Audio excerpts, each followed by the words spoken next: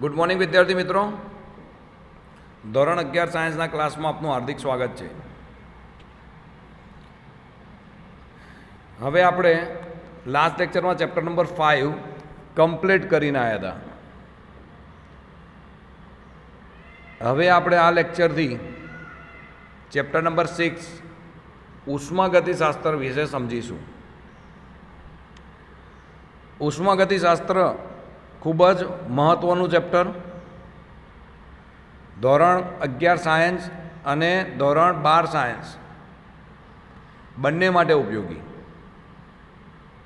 આ ચેપ્ટરમાં રહેલા કેટલાક પદો તમારે આગળ બી ધોરણ 12 સાયન્સની અંદર ઉપયોગમાં આવશે. જેમ આપણે જોઈને આવ્યા કે સેકન્ડ ચેપ્ટરની અંદર ક્વોન્ટમ મિકેનિઝમ, ક્વોન્ટમ રસાયણશાસ્ત્ર એ આખી જે રસાયણ વિજ્ઞાનની નવી બ્રાન્ચ તરીકે આગળ આવી, એનો અલગ જ અભ્યાસ કરવામાં આવે છે. તેવી જ રીતે ઉષ્માગતિશાસ્ત્ર, એને ઇંગ્લિશમાં કહેવાય થર્મોડાયનેમિક્સ, એ પણ રસાયણ વિજ્ઞાનની એક અલગ જ શાખા તરીકે ઉભરી આવી અને એનો અલગથી જ અભ્યાસ કરવામાં આવે છે. તો આપણને એક પ્રશ્ન ચોક્કસ થાય કે ઉષ્માગતિશાસ્ત્રની અંદર શેનો અભ્યાસ કરવામાં આવે છે? તેનો હેતુ આ રીતના છે કે ઉષ્માગતિશાસ્ત્રની અંદર તો આપણે શું શું શીખવાનું છે? તો કે આપ્યું છે પ્રણાલી અને પર્યાવરણ, એ પર્યાયો સમજવાના છે કે પ્રણાલી એટલે શું ને પર્યાવરણ એટલે શું. તદુપરાંત પ્રણાલીના પ્રકારો વિશે આપણે સમજવાના છે: બંધ પ્રણાલી, ખુલ્લી પ્રણાલી, નિરાળી પ્રણાલી. ત્યારબાદ આપણે આંતરિક ઉર્જા, કાર્ય અને ઉષ્મા વિશે અભ્યાસ કરવાનો છે. એ પછી અગત્યનું ટૉપિક ઉષ્માગતિશાસ્ત્રનો પ્રથમ નિયમ અને એનું ગાણિતીય સ્વરૂપ, રાસાયણિક પ્રક્રિયાઓમાં, પ્રણાલીઓમાં ઉર્જાના ફેરફારોની ગણતરી કાર્ય અને ઉષ્માના ફાળા રૂપે સમજાવી શકાય. બે નવા શબ્દ અવસ્થા વિધેયો તરીકે, યુ એટલે આંતરિક ઉર્જા, એચ એટલે એન્થાલ્પી. તદુપરાંત ડેલ્ટા યુ એટલે આંતરિક ઉર્જા ફેરફાર, ડેલ્ટા એચ એટલે એન્થાલ્પી ફેરફાર, એ બંને વચ્ચેનો સહસંબંધ. ડેલ્ટા યુ અને ડેલ્ટા એચને પ્રાયોગિક રીતે નક્કી કેવી રીતના કરાય એ, ડેલ્ટા એચની પ્રમાણિત અવસ્થા વ્યાખ્યાયિત કરી શકાય છે. એ સિવાય આ ચેપ્ટરની અંદર જુદા જુદા પ્રકારની જે એન્થાલ્પી છે, એટલે એન્થાલ્પી ફેરફારના જે પ્રકારો છે, એ ખૂબ જ આઈએમપી કહી શકાય એવો હેઝનો અચળ ઉષ્મા સંકલનનો નિયમ, એ શીખવાનો છે. માત્રાત્મક અને વિશિષ્ટ ગુણધર્મ વિશે સમજવાનું છે. સ્વયંસ્ફુરિત, સ્વયંભૂ એટલે આપમેળે થતી પ્રક્રિયા, અને બિન સ્વયંસ્ફુરિત એટલે બિન સ્વયંભૂ એટલે જે આપમેળે ના થતી એવી પ્રક્રિયા વિશે સમજવાનું છે. એ પછી એન્ટ્રોપી, એ પણ એક ઉષ્માગતીય અવસ્થા છે. તો એન્ટ્રોપી વિશેની સમજ કેળવવાની છે કે એન્ટ્રોપી શું છે, અને ગેજ મુક્ત ઉર્જા ફેરફાર ડેલ્ટા જી વિશે પણ સમજવાનું છે આ ચેપ્ટરમાં. અને છેલ્લે ડેલ્ટા જી અને સ્વયંસ્ફૂર્ણા એટલે આપમેળે જે કાર્ય થતું હોય એ તથા ડેલ્ટા જી અને સંતુલન અચળાંક વચ્ચેનો સંબંધ સ્થાપવાનો છે. એટલે એવું કહી શકાય કે આ ચેપ્ટરની અંદર કુલ 4 વસ્તુ. નંબર 1 આંતરિક ઉર્જા યુ વિશે સમજવાનું છે. નંબર 2 એન્થાલ્પી એટલે કે એચ વિશે સમજવાનું છે. નંબર 3 એન્ટ્રોપી એટલે કે એસ વિશે સમજવાનું છે. એન નંબર 4 મુક્ત ઉર્જા એટલે કે જી વિશે સમજવાનું છે. એટલે આ 4 મુખ્ય પદ છે: આંતરિક ઉર્જા you, enthalpy H, entropy S, મુક્ત ઉર્જા જી. ચલો હવે ચેપ્ટર સ્ટાર્ટ કરીએ. સૌથી પહેલાં એવું થાય કે ઉષ્માગતિશાસ્ત્ર એટલે શું? તો યાદ રાખો, રસાયણ વિજ્ઞાનની જે શાખામાં ભૌતિક અને રાસાયણિક પ્રક્રિયાઓ સાથે સંકળાયેલી ઉર્જાના ફેરફારનો અભ્યાસ કરવામાં આવે તેને ઉષ્માગતિશાસ્ત્ર કહે છે. એટલે કોઈ પણ ભૌતિક કે રાસાયણિક પ્રક્રિયા સાથે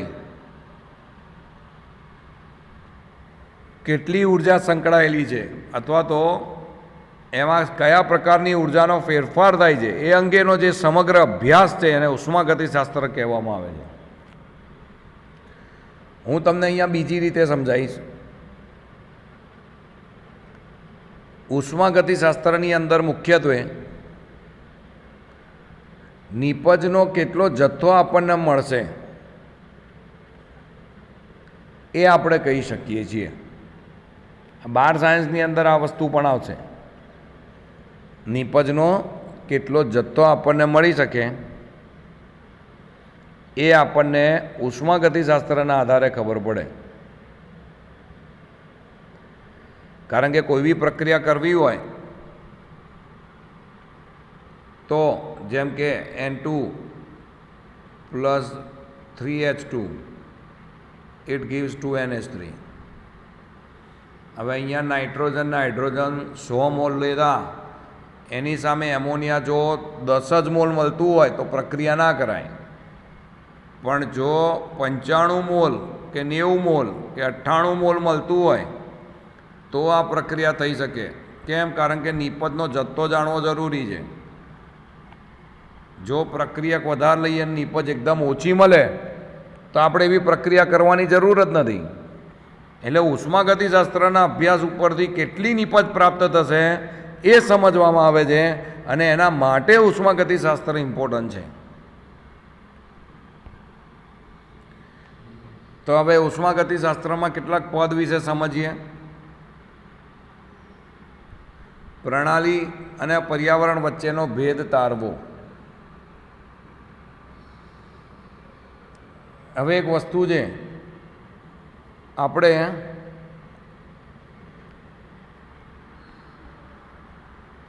સોડિયમ ક્લોરાઇડ HCl અને હાઇડ્રોક્લોરિક એસિડ HCl અને સોડિયમ હાઇડ્રોક્સાઇડ NaOH વચ્ચે પ્રક્રિયા કરવી છે. તો આ પ્રક્રિયા માટે આપણી જોડે એક મોટું પીપ ભરીને અથવા તો એક મોટું સાધન છે કે જેમાં લગભગ સમજો ને 5000 લીટર HCl છે અને બીજામાં 5000 લીટર NaOH છે.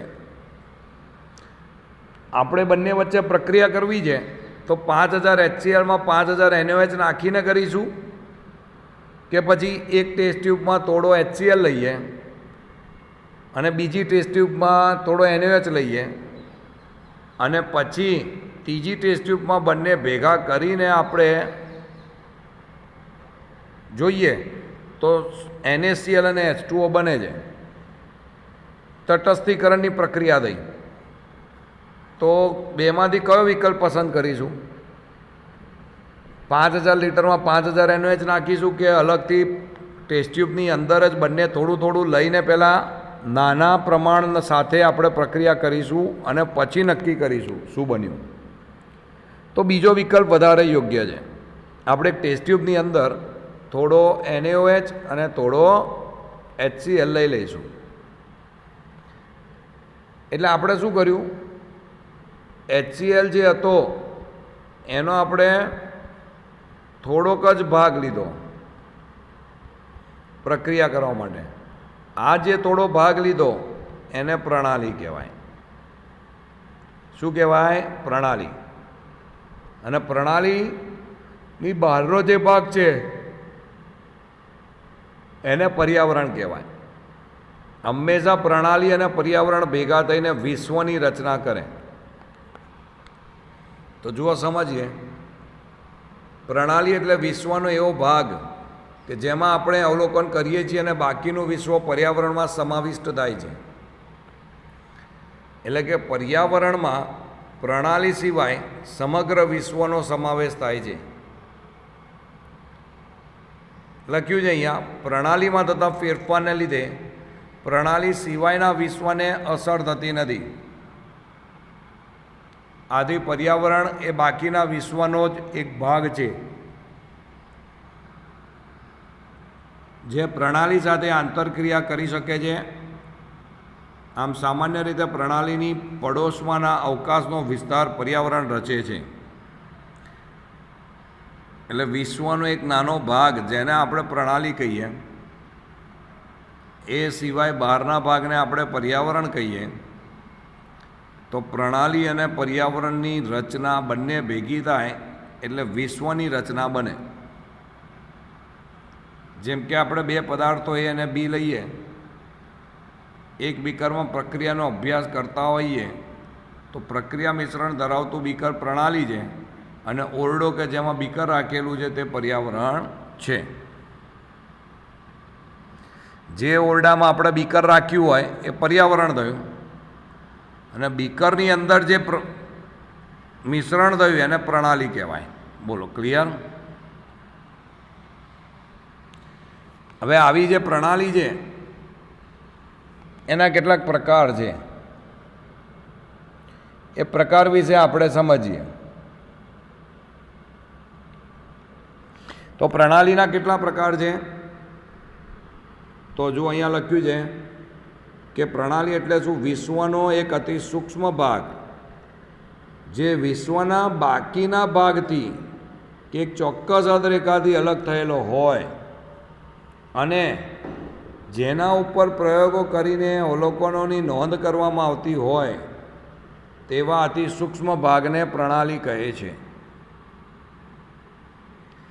વિશ્વનો અતિ સૂક્ષ્મ ભાગ કે જે બાકીના ભાગથી અલગ હોય અને જેના ઉપર પ્રયોગો કરીને અવલોકનોની નોંધ કરાય એને પ્રણાલી કહેવાય. એના ત્રણ પ્રકાર: ખુલ્લી પ્રણાલી, બંધ પ્રણાલી અને ત્રીજો નિરાળી પ્રણાલી છે. ખુલ્લી પ્રણાલી એટલે કે એક વસ્તુ સમજો. તમે એક ડીશમાં બરફનો ટુકડો મૂકો. બરફ કયા સ્વરૂપમાં છે? ઘન. થોડા સમય પછી શું થશે? તો બરફમાંથી પાણી બનશે અને એને જો આપણે સૂર્યપ્રકાશ સ્વરૂપે રાખીશું તો એ પાણી બાષ્પમાં રૂપાંતર પામશે. એનો મતલબ કે ઘનમાંથી પહેલાં શેમાં ફેરવાયું? પ્રવાહી, અને પછી પ્રવાહીથી બાષ્પમાં. એટલે ઘનમાંથી પ્રવાહીમાં ક્યારે ફેરવાય? જ્યારે ઉર્જાનો વિનિમય થાય, ઉર્જાની આપલે થાય. અને ડીશમાંનું જે પાણી હતું એ પાણી ક્યાં ગયું? તો કે વાતાવરણમાં ગયું. એટલે દ્રવ્યની પણ આપલે થઈ. તો એવું કહેવાય કે ખુલ્લી પ્રણાલીમાં પ્રણાલી અને પર્યાવરણ વચ્ચે બંનેનો વિનિમય થાય, દ્રવ્યનો બી થાય અને ઉર્જાનો પણ થાય. એટલે જે પ્રણાલીમાં પ્રણાલી અને પર્યાવરણ વચ્ચે દ્રવ્ય અને ઉર્જા બંનેનો વિનિમય થાય તો એને ખુલ્લી પ્રણાલી કહેવાય. દાખલા તરીકે ખુલ્લા પાત્રમાં મૂકેલો બરફનો ટુકડો. એ સિવાય નંબર 2, બંધ પ્રણાલી. બંધ પ્રણાલીના ઉદાહરણમાં તમને બધાને ખબર છે. પ્રેશર કુકરની અંદર ખીચડી બનાવવા મૂકો. ખીચડી બની ગઈ, સારું. હવે પ્રેશર કુકરને આપણે 1 કલાક જેમ છે એમ મૂકી રાખીએ ફ્રીજ ઉપરથી ગેસ ઉપરથી ઉતારીને, શું થશે? તમને શું જોવા મળશે? તો કે 1 કલાક પછી જે અંદર ખીચડી ગરમ હતી એ એટલી ગરમ રહેશે નહીં, એ થોડી ઠંડી થઈ જશે. એટલે કે પ્રણાલી અને પર્યાવરણ વચ્ચે શેની આપલે થઈ? ઉર્જાની કે દ્રવ્યની? શેની આપલે થઈ? ઉર્જાની આપલે થઈ. એટલે કે ઉર્જા એ ક્યાં ગઈ? તો કે પર્યાવરણમાં જતી રહી. પરંતુ તમે જેવું પ્રેશર કુકર ઓપન કરશો તો ખીચડી ઓછી થઈ જશે કલાક પછી કે એટલી ને એટલી રહેશે? ઓછી થાય? ના થાય ને, એટલી ને એટલી જ રહે. એટલે કે દ્રવ્યની આપલે ના થઈ. એટલે કે દ્રવ્યનો વિનિમય થતો નથી, ફક્ત કોનો વિનિમય થાય છે? ઉર્જાનો જ વિનિમય. તો એને બંધ પ્રણાલી કહેવાય. જેમ કે આપણે જોઈએ અહીંયા ગાડી જુઓ, બંધ પ્રણાલીમાં દ્રવ્યનો વિનિમય થતો નથી પરંતુ ઉર્જાનો વિનિમય થાય છે, તો તેમને બંધ પ્રણાલી કહેવાય. દાખલા તરીકે બંધ પાત્રમાં ભરેલું ગરમ કે ઠંડુ પાણી, કોપર કે સ્ટીલ જેવા વહન કરતા પદાર્થોના બંધ પાત્રમાં રાખેલા પ્રક્રિયકો, આ એના ઉદાહરણો છે.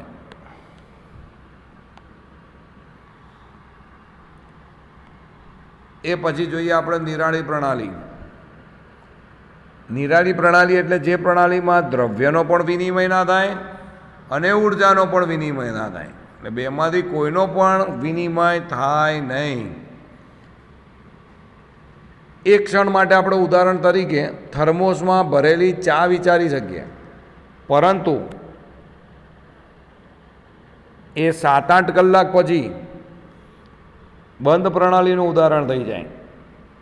એટલે 100% નિરાળી પ્રણાલી શક્ય નથી. લખ્યું છે થર્મોફ્લાસ્કમાં રહેલ પ્રક્રિયકો. એટલે એમાં થર્મોસમાં જે ચા હોય એ ગરમ ને ગરમ રહે, એટલે ઉર્જાનો પણ વિનિમય ના થાય અને દ્રવ્યનો પણ વિનિમય ના થાય. હવે પછી આપણે 2 શબ્દ સમજી લઈએ, માત્રાત્મક અને વિશિષ્ટ ગુણધર્મ. તો એક વસ્તુ યાદ રાખો, જે ગુણધર્મ પદાર્થના જથ્થા ઉપર આધાર રાખે એને માત્રાત્મક ગુણધર્મ કહેવાય, અને જે ગુણધર્મ પદાર્થના જથ્થા ઉપર નહીં પરંતુ એના બંધારણ ઉપર આધાર રાખે તેને વિશિષ્ટ ગુણધર્મ કહેવાય. માત્રાત્મક ગુણધર્મમાં સર્જન, એન્થાલ્પી, એન્ટ્રોપી, મુક્ત ઉર્જા, ઉષ્મા ક્ષમતા, કદ એ બધું આવશે. જ્યારે વિશિષ્ટ ગુણધર્મની અંદર ઘનતા, પ્રવાહી પદાર્થની વહનશીલતા, વક્રીભવાન, ઘન પદાર્થનું ગલનબિંદુ, પ્રવાહીનું ઉત્કલન બિંદુ, તાપમાન, દબાણ, સ્નિગ્ધતા, પૃષ્ઠતાણ, વિશિષ્ટ ઉષ્મા, પીએચ, ઈએમએફ વગેરે આ બધા જ વિશિષ્ટ ગુણધર્મોના ઉદાહરણ છે કે જે બંધારણ ઉપર આધાર રાખે છે, પદાર્થની માત્રા ઉપર નહીં.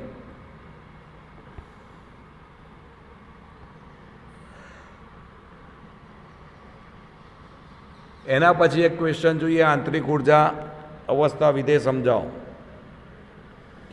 હવે સમજો, કોઈ બી પદાર્થ હોય એ કોઈ બી પદાર્થની અંદર અલગ અલગ પ્રકારની ઉર્જા હોય. રાસાયણિક ઉર્જા, ગતિ ઉર્જા, વિદ્યુત ઉર્જા, યાંત્રિક ઉર્જા, તે બધા ઉર્જાના સરવાળાને આંતરિક ઉર્જા યુ વડે દર્શાવાય છે.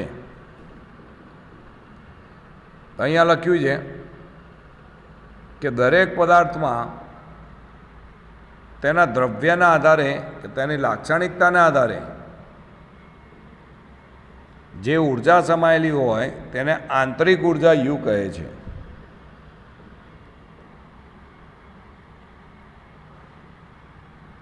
હવે કઈ રીતે બદલાય તો આંતરિક ઉર્જા એ પ્રણાલીમાંથી ઉષ્મા દૂર કરીને અથવા તો ઉષ્મા ઉમેરીને, પ્રણાલી ઉપર કે પ્રણાલી વડે કાર્ય કરીને,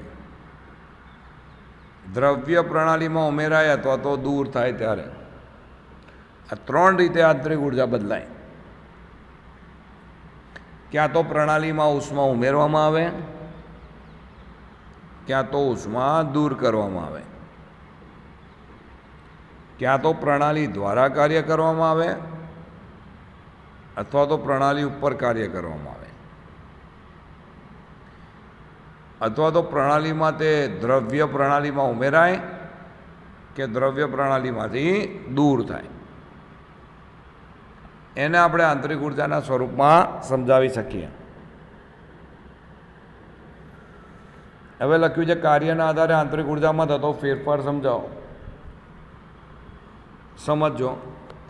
કાર્ય, ધારો કે એક થર્મોસ ફ્લાસ્કમાં તમારે શું લેવાનું છે? પાણી ધરાવતી પ્રણાલી છે. એમાં પ્રણાલી અને પર્યાવરણ વચ્ચે ઉષ્માનો વિનિમય થતો નથી, એટલે એને સમોષ્મી પ્રક્રમ તરીકે ઓળખાય. જે રાસાયણિક પ્રક્રિયામાં ઉષ્માનો વિનિમય થતો ના હોય, એટલે કે ઉષ્માની આપલે થતી ના હોય, એને સમોષ્મી એડિયેબેટિક ઇંગ્લિશમાં સમોષ્મી પ્રક્રમ કહે છે. તો પ્રણાલી અને પર્યાવરણને અલગ કરતી દિવાલને સમોષ્મી દિવાલ કહે છે.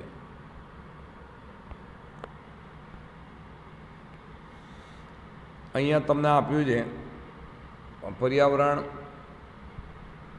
દ્રવ્ય, ઉર્જા,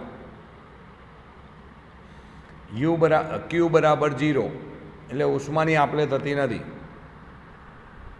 ધારો કે પ્રારંભિક અવસ્થા એ તાપમાન ટીએ લઈએ અને આંતરિક ઉર્જા યુએ લઈએ. ફરીથી શરૂઆતનું તાપમાન ટી સમયે આંતરિક ઉર્જા બરાબર યુએ.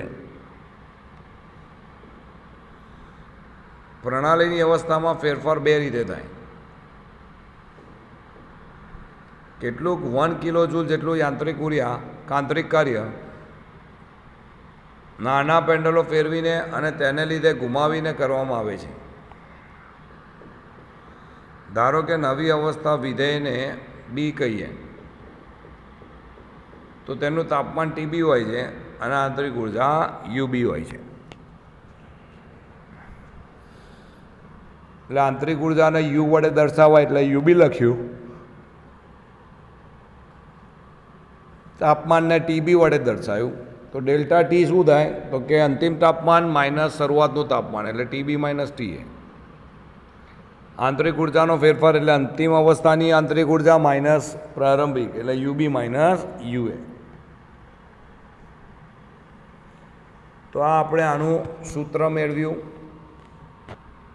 બીજી રીતે સમજીએ કે 1 કિલો જૂલ જેટલું વિદ્યુતીય કાર્ય થાય તો ડેલ્ટા ટી બરાબર ટીબી માઇનસ ટીએ આવે. ટેક્સ્ટબુકમાં બી છે આ. ડેલ્ટા ટી બરાબર શું આવે? ટીબી માઇનસ ટી 1 જેટલું કાર્ય કરવામાં આવે તો 1 જૂલ. એટલે જેપી જૂલ એવું દર્શાવ્યું કે પ્રણાલી પર જો આપણે આપેલ જથ્થાનું કાર્ય કોઈ પણ રીતે કરવામાં આવે તો તેમાં અવસ્થામાં થતો ફેરફાર સામાન્ય જ હોય છે. એટલે એને સમોષ્મી પ્રક્રમ કરેલ કાર્ય ડબલ્યુ એડિયેબેટિક એ પ્રણાલીની બે અવસ્થાઓમાં ડેલ્ટા યુ જેટલું હોય, ડબલ્યુ એડિયેબેટિક.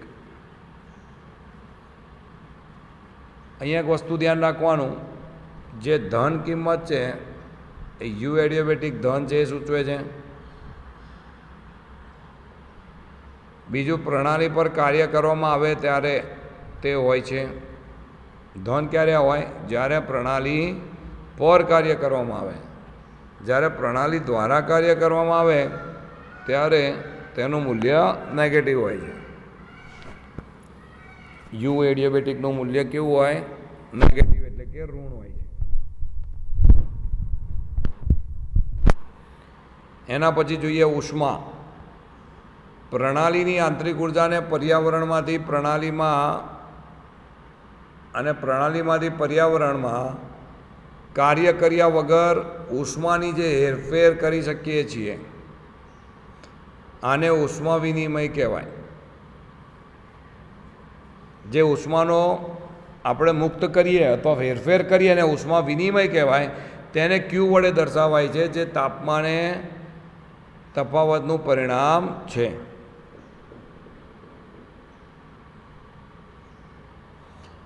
તો જોઈએ આપણે પ્રણાલી વડે જો શોષાયેલી ઉષ્મા ક્યુ હોય તો ડેલ્ટા યુ બરાબર ક્યુ થાય, અને જો પદાર્થ વડે શોષાયેલી ઉષ્મા અહીંયા આગળ જો લખ્યું છે કે પ્રણાલી વડે શોષાયેલી ઉષ્મા ક્યુ તાપમાનના રૂપમાં મળી શકે, એટલે કે ડેલ્ટા યુ બરાબર ક્યુ લખ્યું છે. જો ઉષ્મા પર્યાવરણમાંથી પ્રણાલીમાં હેરફેર કરે તો ક્યુ ધન, પ્રણાલીમાંથી ક્યાં જાય, પર્યાવરણમાંથી ક્યાં જાય, પ્રણાલીમાં, તો ધન, અને પ્રણાલીમાંથી ઉષ્માનું હેરફેર પર્યાવરણમાં થાય તો ક્યુ ઋણ.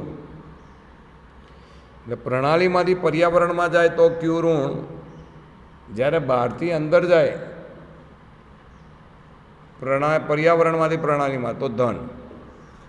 એ બંને વચ્ચેનો સંબંધ એવો છે ડેલ્ટા યુ બરાબર ક્યુ પ્લસ ડબલ્યુ. એટલે આ અવસ્થા પ્રારંભિક અને અંતિમ બંને અવસ્થા ઉપર આધાર રાખે છે. જો ઉર્જાની હેરફેર ઉર્જા કે કાર્ય દ્વારા કરવામાં ન આવે તો ક્યુ બરાબર 0 અને ડબલ્યુ બરાબર 0 થાય. તેથી ડેલ્ટા યુ બરાબર પણ 0 થાય, કારણ કે ડેલ્ટા યુ શું છે, ક્યુ પ્લસ ડબલ્યુ, બંનેમાં 0 0 મૂકો તો ડબલ્યુ પણ શું આવ્યું, 0.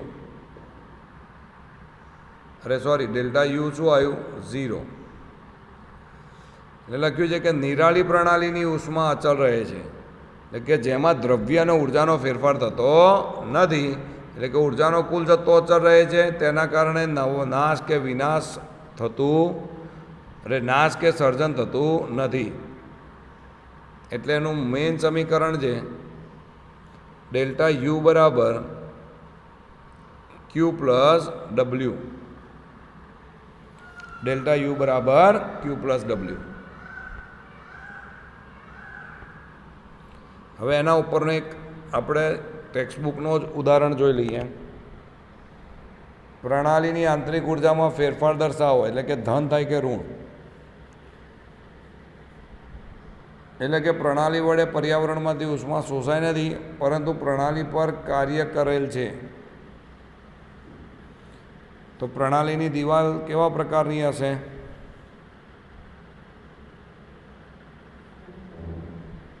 એટલે અહીંયા લખ્યું છે કે સમજો પ્રણાલી વડે પર્યાવરણમાંથી ઉર્જા શોષાઈ નથી, એટલે કે દિવાલ સમોષ્મી હશે, ઉર્જા એઝ ઇટ ઇઝ હશે. ડેલ્ટા યુ બરાબર ડબલ્યુ એડિયાબેટિક, દિવાલો સમોષ્મી. ડેલ્ટા યુ શું થાય, ડબલ્યુ એડિયાબેટિક. જો પ્રણાલી પર કાર્ય થયેલ નથી, પરંતુ ઉષ્માનો જથ્થો ક્યુ પ્રણાલીમાંથી લઈને પર્યાવરણમાં આપવાનો આ થયો છે, ઉષ્માનો જથ્થો કાઢી લીધો એટલે ક્યુ માઇનસ, એટલે ડેલ્ટા યુ બરાબર માઇનસ ક્યુ, ઉષ્મીય વહનના કરતી દિવાલો.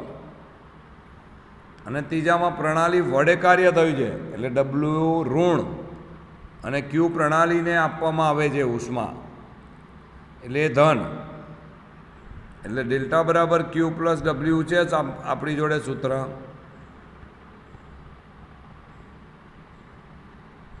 એની અંદર ક્યુ બરાબર અને ડબલ્યુ બરાબર કિંમતો મૂકવાની, એટલે ક્યુ ધન આવે અને આ ઋણ આવે, એટલે ક્યુ માઇનસ ડબલ્યુ થઈ જાય, જે તમને અહીંયા આપેલી જ છે. તો આપણે અહીંયા ગાડી કોયડો 6.1 સુધી રાખીએ છીએ. આજે જેટલા બી નાના નાના શબ્દ સમજ્યા એ સમજી લેજો અને પછી હોમવર્કમાં લખી નાખજો. બાકીનું આપણે નેક્સ્ટ લેક્ચરની અંદર વધારે સારી રીતે આગળ અભ્યાસ કરીશું. Thank you.